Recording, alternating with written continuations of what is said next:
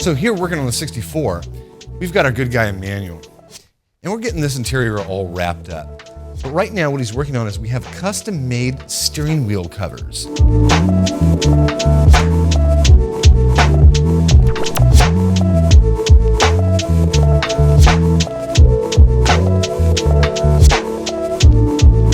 A lot of times those steering wheels they start to break down.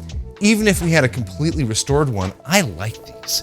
They feel good. They feel good on your hands, especially in a convertible. And they come in a multitude of colors, and also too, they're made in the USA. Really nice stuff.